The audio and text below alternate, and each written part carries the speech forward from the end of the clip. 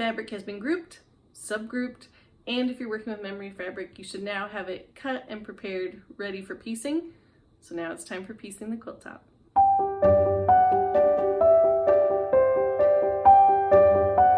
Hi, I'm Julie Patterson of JCT Quilting, and I want to help you turn your memories into quilted treasures.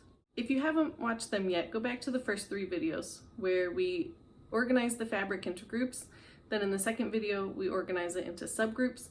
And then in the third video, if you're working with memory fabric, you need to prepare that fabric to be ready for piecing. If you're working with quilting cotton, then your fabric is grouped and subgrouped, and now you need to go cut it per the cutting instructions in the pattern, and then you're ready for piecing. A lot of times when you're piecing a quilt top, the first step is to put together the blocks. This quilt does not have blocks that are repeated. It just has the squares or the smaller squares, rectangles, or the large squares that you will be using throughout the quilt. So there isn't a quilt block that you need to prepare. Once your fabric is cut, your pieces are ready to be sewn together in the quilt top. So keep watching and I'll show you how I put together the quilt top using memory fabric. When you're piecing the quilt top, there's 2 ways that you can go about it. Both of them require the quilt top diagram that comes in the pattern. So you can have that and use that as your guide throughout the piecing process for the quilt top. I've made this quilt a few times and I still refer to that guide. It's like a color by number guide for how to put everything together. Your first option is to lay out the fabric pieces according to the quilt top diagram. You can do this if you have the space for it. Maybe you have a design wall or a big table space or floor space where you can lay everything out. The advantage of doing this is if you're using more than one fabric, for example, for A1, you will make sure that those fabrics are distributed throughout the A1s and that it's not all one fabric together and all the other fabric together. Honestly though, if it does come out like that, it will still look okay because the A1s are scattered enough, or whatever letter you're talking about is scattered enough through the quilt that it won't be obvious and it won't be noticeable. So you can arrange the quilt top or the pieces how you want them and then just sew, or sometimes when I've put the jill together, I've just sat with all my piles and I just take what I need as I get to it. Now I need an A1, just grab an A1. And it's more random. I try to be mindful of, oh, I just used that one, now I want this one, but it doesn't always work out and it still looks fine. Another tip that I have when you're piecing your quilt top and you're sewing pretty much row by row, the first row and the last row you'll do row by row, and then other ones you'll do in pairs. So when you're sewing that strip of pieces together for that row, you want to sew in pairs and then put the pairs together. If you sew one really long strip, like the first row or the last row, and you're just adding a piece, get it out from your machine, add the next piece, add the next piece, it will develop a wave or a curve while you're piecing. But if you take it and you sew it in pairs, so the first 2 and then 3 and 4 and then 5 and 6 and then 7 and 8, or however you want to think of it, and then you put the 1, 2 with the 3, 4, and then the next 2 pairs, and the next 2 pairs, and continue until your whole row is pieced, you'll find that you have a lot less wave or movement in that row. This tip also applies when you're putting the rows together. So you want to put row 1 with the 2 and 3 block, and then wait. And then maybe do the 4, 5 block with the 6, 7 block, and then wait. And so on until you finish. So do them in pairs, and then do the pairs together until the whole quilt is pieced. By doing that, again, you're going to remove the possibility for having curves in your work. If you continue to just add, you might develop a little slant or a little curve with all that piecing. Okay, I have my section of fabrics that I need to piece. And like I said earlier, I'm going to do 2 at a time and then do 2 of those at a time and continue until they're all pieced together. So based on how I stacked my fabrics, I know that this one is the furthest right for this section. And then the one on the bottom is actually the furthest left. So as I'm piecing them, I'm going to put them side by side. And then this one is the furthest right. So I'm going to do this, and then I'm going to chain piece.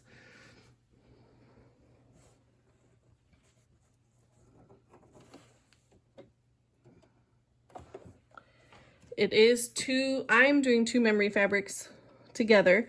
I'm not using my walking foot. I'm finding that this foot is fine for stabilized. All my memory fabric is stabilized. So this foot has been fine. If any of these were not stabilized, or if I have trouble piecing them, Then you might want to use a walking foot just to help this memory fabric that's on the top, but I've already pieced them and I know it's okay with this foot.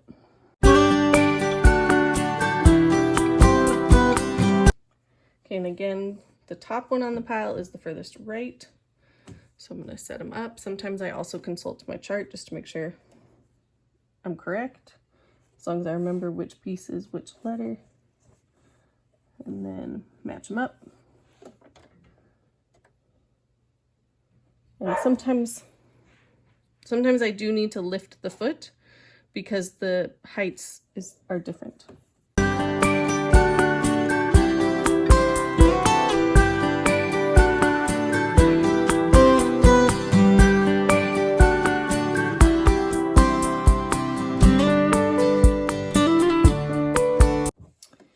So when I have a piece like this that's a little thicker and not cooperating as well, I can pin it, but what I've actually found is it can be really helpful to clip it further down. So I'll be sewing along here and to clip it there, and then to come along the bottom and clip it there. So it's keeping the whole piece in place, but still also giving me enough room to sew, and I don't have to take these clips off, so it'll keep it in place the whole time I'm sewing this piece together.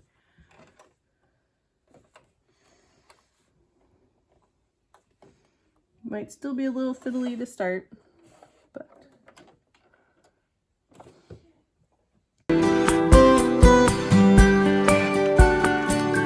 you can also see on this piece, this is the line I just sewed. The outer line is the one that I sewed when attaching this fabric to this quilting cotton as a non-fusible stabilizer.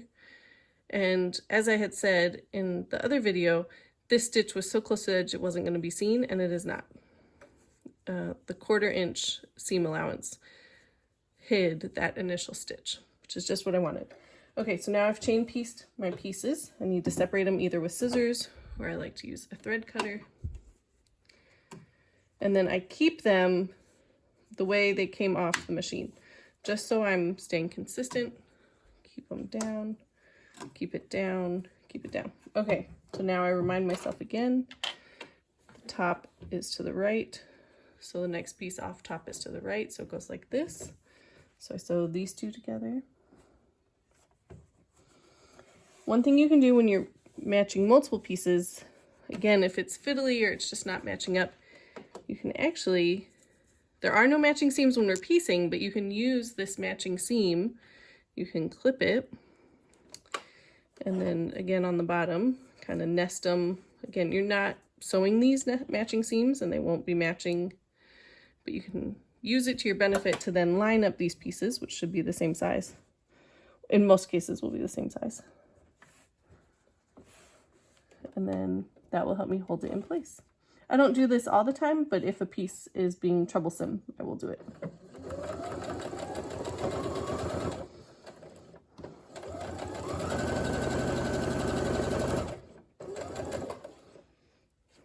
Open to the right, open this way.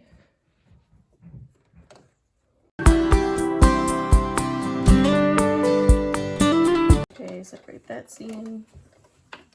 Take these clips off. Open it to the right, to the right. And again, I'm doing it 2 at a time, piece by piece. So these are my last 2 sections left. And then this, or last 2 parts left, I guess. And then this whole section, this is 2A, will be complete. Having trouble lining these up.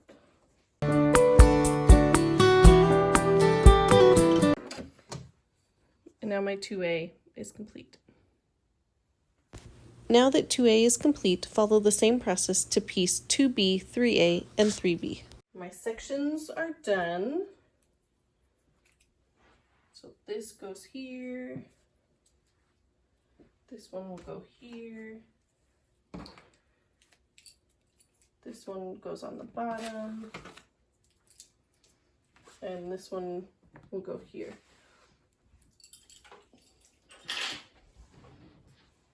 Before I put these sections together, I'm going to iron them because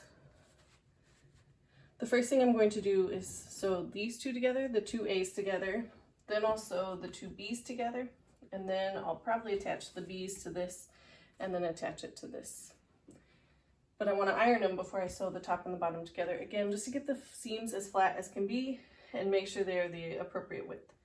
So let me iron, and then I'll show you how I sew these rows together.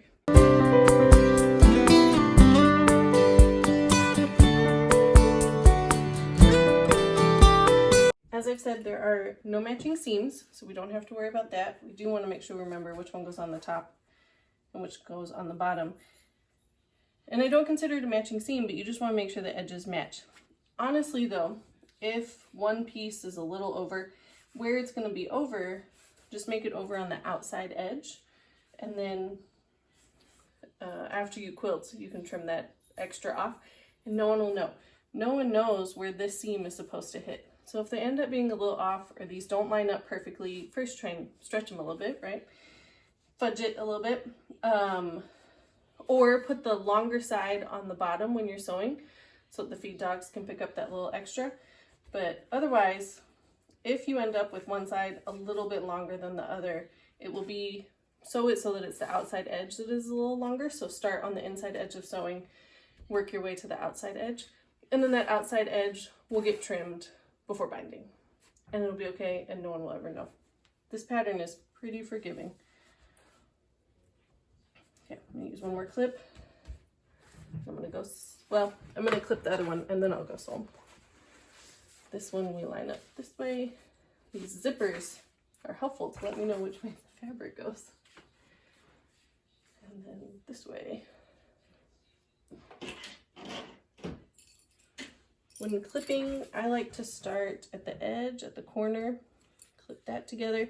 The other thing with a long piece that I will do is not just clip where I'm going to sew, I will also clip halfway down the edge. That I can keep in place the whole time and I don't ever have to take it off. And I'll do the same thing at the other corner, clip on the side and then clip where I'm going to sew. And same thing, these pieces look to be about the same length. If I feel like one is longer, maybe I'll stitch with it on the bottom. And the nice thing of using clips instead of pins is if as I'm clipping I realize this top piece is really the longer side, you can flip it to sew and you can still get the clips off. When you use pins, you really have to pin it from the correct side. And sometimes I don't know what the correct side is until I start clipping. So I'm just gonna clip periodically. Especially where I think it's a little bulky or yeah. And again, I'm not worried about nesting seams. There aren't matching seams. With that said, if you find that you end up with a matching seam, it's okay. It'll just look like it's part of the design. But for the most part, no matching seams. Okay, time to sew.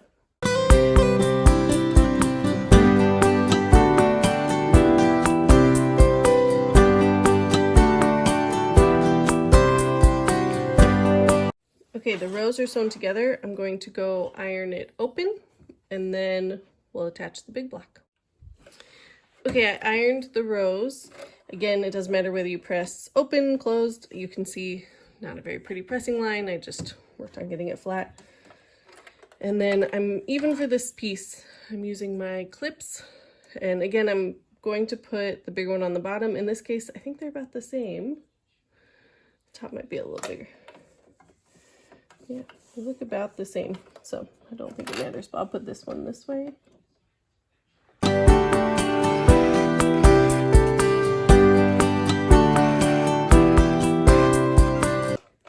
And you can press that open. I'm going to attach the other part and then I'll do all the pressing. Now rows 2 and 3 are completely done.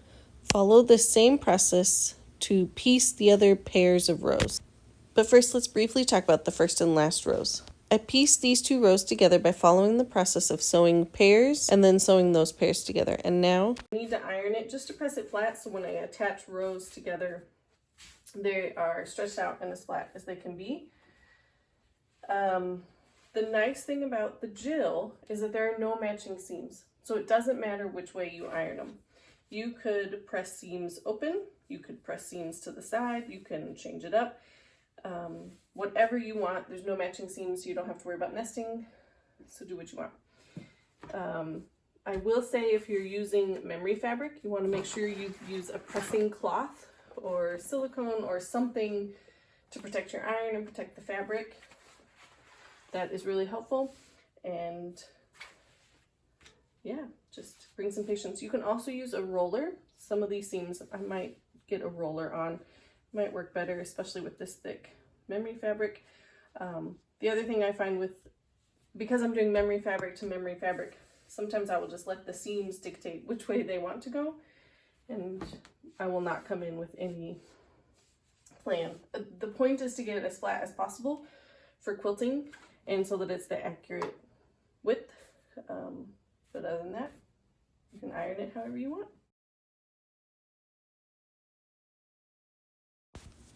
Next, I'll sew row 1 to the rows 2 and 3 that are already pieced together. As before, I use clips to hold the rows in place, and if one row is longer, I put that row on the bottom.